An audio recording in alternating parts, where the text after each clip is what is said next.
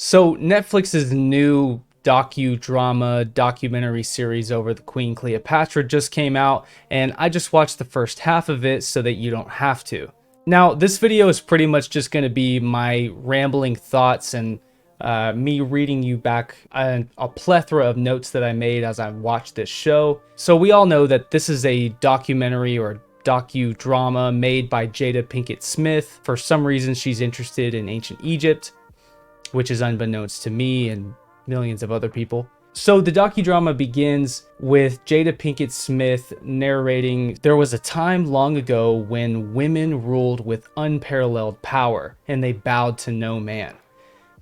Now, there were times throughout history when women were in power for perhaps semi-extended periods of time, but this is making it seem like in Egypt it was a normal thing for there to be a female or woman pharaoh, and that there were long lineages of women pharaohs who were the absolute power of ancient Egypt without a male pharaoh present. And that's just not the case.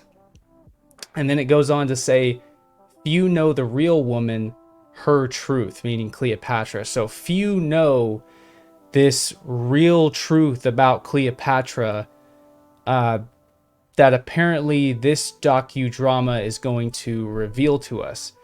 Goes on to say, she left footprints in history so deep that no man could ever erase them. Except they're erasing Cleopatra's history in this. It's a really odd thing to say. So basically, it starts off with a professor who teaches college courses specifically on Black feminist theory and Black women's experience in the United States. And she kind of opens up with this short monologue about how she would come home from elementary or high school to see her grandmother, and she would tell her grandmother everything she learned about Rome and ancient Rome and ancient Greece and Egypt. And her grandmother would sit her down and would say, I don't care what they tell you in school, Cleopatra was Black. So to start, I don't have any grievances with there being college courses on Black femininity or Black feminism, or the experience of Black people in the United States and the history of Black people in the United States. Jim Crow was just 60 some odd years ago. The oppression of Black people within the United States is a huge part of our history. The problem here is that the entire premise of the show is through the lens. It's through the lens of a Black woman living in the United States in 2023, and she's using her perception of the world to tell a story about Cleopatra, who lived over 2,000 years ago in a different country. So we'll just leave it there. So they also say that science mattered to Cleopatra. They really depict her as this intellectual, which she was. She was very cunning, extremely intelligent, but they make her seem as though she's kind of like a Plato or a Socrates or something like that. So they come to say science mattered to Cleopatra as much, if not more, than politics, which is just not representative of what we know about her and what her interests were, and how cunning she was as a diplomat politician to be able to put Egypt in a position of power. I mean, I think anybody would say that politics was her number one aspiration by far. So as you watch the show, you will also see, I'm going to mention this a few times, but there's a lot of instances where they're depicting the royal families, or, you know, the higher ups, the priests, the upper class of Egypt, as all being almost completely sub-Saharan African. And when you see shots of the normal people living in Egypt, they are Egyptian, or sometimes they are Greco-Roman people that are living there, the Jewish people. They make it seem like the upper class in Egypt is all sub-Saharan African with very dark skin, and all the peasants are what you would imagine an Egyptian to look like. And that just seems unnecessarily divisive for a show like this. Although that's what Jada Pinkett Smith was going for. If you read the interviews, maybe I'll make a video where I'm reading the interviews about it and you can kind of see the director's point of view when making this. She knew that this was going to be political, which, as somebody who really cares about ancient Egyptian history and preserving that, like I do, wow. I mean, that's just very careless. So there's another part where Cleopatra basically says it's time for new traditions in Egypt, which that makes her sound more like Akhenaten than anything, because Cleopatra was not a revolutionary in the sense that she changed what it meant to be an Egyptian at the time. She assimilated to the Egyptians more so than many of her predecessors. She wanted to be remembered as Egyptian. She really cared about learning the language. She really cared about the religion. She built all kinds of statues in honor of the Egyptian gods. She wanted to be remembered as an Egyptian, and they say that later in the show, while also throwing in a piece of dialogue where she says it's time for new traditions. But she never does that. It's not like she says, okay, Egypt is now monotheistic and we will all worship Aten or something like that, like Akhenaten did. Then there's a PhD candidate who comes in and says, everyone can imagine her in her own way. Or he says something along the lines of like, oh, what's so great about Cleopatra is that everyone can imagine her in her own way.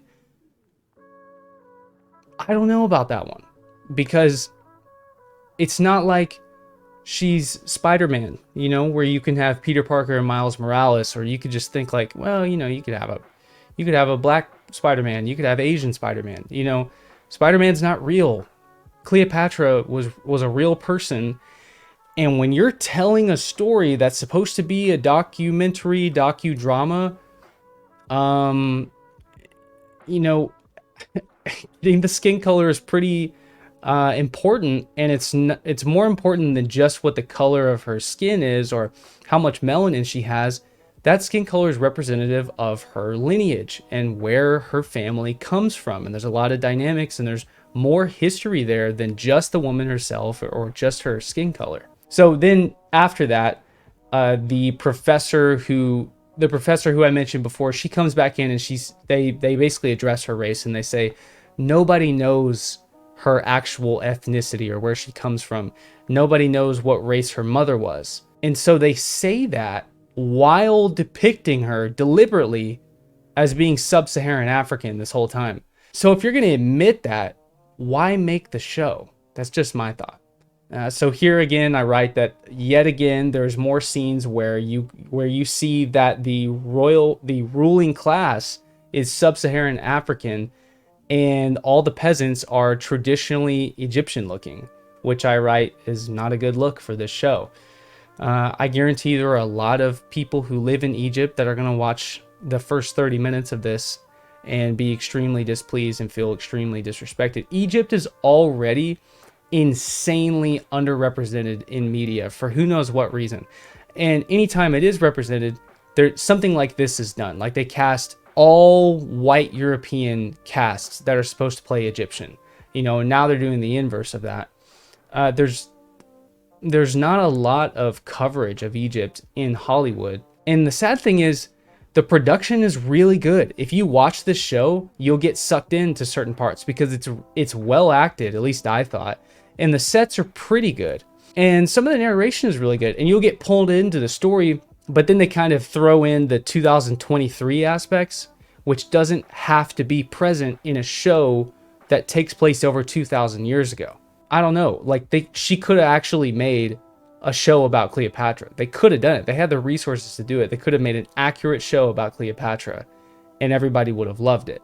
Oh, another thing I wrote is that the only Egyptian that you see in the first two episodes who's part of the only Egyptian, I mean somebody who looks like they're Egyptian. The only person that you see who looks like they're Egyptian in the first two episodes who's a part of the ruling class is Pothinus. And he's basically portrayed as a bad guy in the show. So all the sub-Saharan characters are good, and the only guy who looks like he's Egyptian is a bad guy. After that, there's a part where She goes out to Syria, and there's a compilation of her with a Syrian warrior in an arena sword fighting, and she catches him off guard and puts the sword to her throat, or puts the sword to his throat. Um, God, why? But I will say that there's a really well written and filmed scene where Cleopatra and Julius meet for the first time, and it's really gripping. And that's kind of another instance where it shows you the potential for how good a show like this could be. There should be an HBO Max show about Cleopatra and all the drama surrounding her life and all the crazy things that go on. She could have done that. Jada Pinkett Smith, with all the stuff going on, around her in the media, if she had done something like this that was actually paying homage and being honest about Egypt, wow, what a step in the right direction that would have been for her. So yeah, I write again that I actually found myself enjoying it at some points, but it quickly returns into jumping to insane conclusions about her race or her intentions and what she was capable of, etc., etc. There's another scene where Julius Caesar is addressing the upper families of Egypt, and it gives you a wide shot, and you can see everybody who's present, and 90% of them are sub-Saharan African, and the others are Jewish, Greek, and native-looking Egyptian. So, episode 1 ends on a cliffhanger that Julius promised Cleopatra after the death of her brother, Ptolemy the 13th, that he would also kill her traitorous sister, Arsinoe, but it ended up not happening. And that was a pretty good cliffhanger. I mean, I wanted to watch episode 2. I wanted to keep up with the story while still mentally filtering out everything else. So, episode 2 starts with Jada Pinkett Smith's narration, Cleopatra, African Queen. And which, yes, she was an African queen, technically, in the same way that somebody whose parents are from Costa Rica moves to the United States and has a baby, that baby is American. She was African in that exact same way.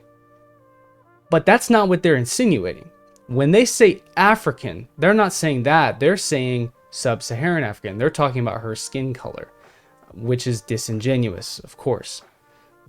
So the rest of the episode 2 seems to be pretty okay. Julius meets his son, and then it goes into the strangest segment about Cleopatra and Julius Caesar's sex life or love life.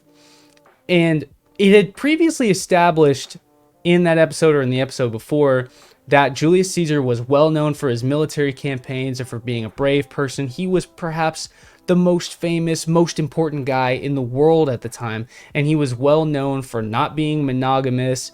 He slept around with women. He was well known for his sexual affairs. But then it goes into Julius Caesar had never been with an African woman who had the confidence and the sexual maturity that was common, and it goes on about sexual fluidity in Egypt, and then it says that Cleopatra, or then it says that Julius Caesar would have been overwhelmed by her sexually. What a crazy thing to put in a show. One, I don't believe that. Julius Caesar has had, I guarantee Julius Caesar had seen, there's nothing he hadn't seen up to this point, okay? And young Cleopatra probably didn't blow his mind. He probably really liked her. But I guarantee you, Julius Caesar could handle anything. It was Julius Caesar. I don't think he was overwhelmed. What a crazy thing to put in the show. So, for the most part, or maybe for the half part, the show's actually entertaining. It's pretty well done. I mean, the some of the dialogue is really good. The sets look really good. The camera work is pretty good. The music is okay. They kind of mix in some modern music like they did with the Elvis movie, but it's okay. The problem is that some of the loose premises that they set up and some of the things they try to insinuate. But what I noticed is I thought that going into this, they were really going to try to make some assertions about her skin color and where her mother's side of the family comes from. And maybe they'll do that in the 3rd and 4th episode, but they haven't really done that yet. It's more of like it's more like it was advertised to be really political, almost more political than it actually is once you start watching it. And they could have made something really good. But it's sprinkled in with clearly her political agenda that she herself says that she wanted to inject. They wanted to give her a much darker skin color than she actually had, to stir up some reaction. So this is all done on purpose, for sure. So yeah, the lens that they're showing Cleopatra is clearly influenced by a modern American thought process, which just isn't, it's disingenuous, and it's not a good idea for when you are making a docudrama about somebody else's culture. I mean, this is Egyptian patrimony here. This belongs to the Egyptians, and Cleopatra herself wanted to be seen as an Egyptian, and for somebody to come along and make what they call a documentary and change everything, I don't know. It's not good. Let me know what you guys think in the comment section below. Should I watch episode 3 and 4? Should I give my thoughts on episode 3 and 4? I'm sorry if this is kind of a ramble. I didn't really want to write a script for this. So anyways, I'm Luke Caverns. I'll catch you all next time.